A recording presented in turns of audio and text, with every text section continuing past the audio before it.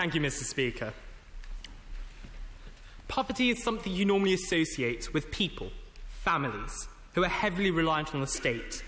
However, in fact, for the first time in British history, the majority of families who live in poverty are in fact from working households.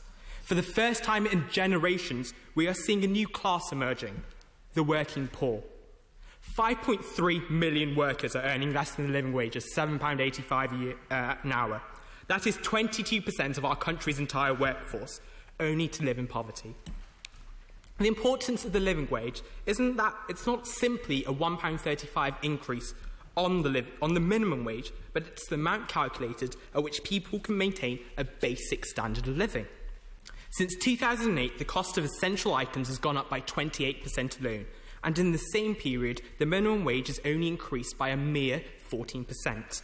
These might just all be numbers, but it means the amount a couple with 2 children need just to make ends meet has risen by £5,000.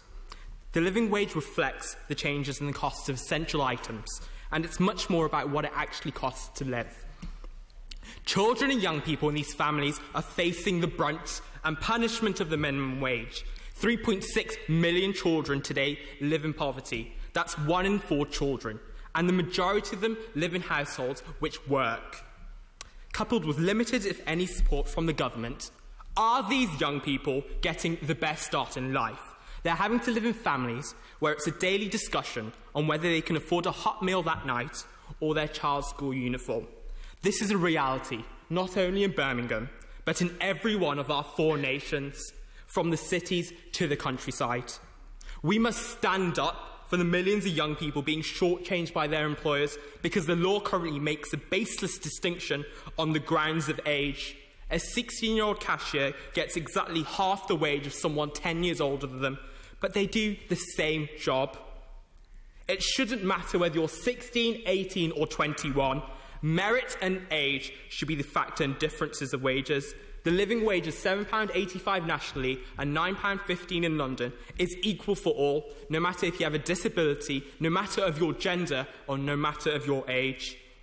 The living wage, I can tell you now, isn't a fairy godmother who can wave her wand and wipe away all our social inequalities that we face today as a society, but it does go a long way to starting to solve these problems. We must be a driving force in a campaign which brings equality. We must be a driving force in a campaign which brings prosperity.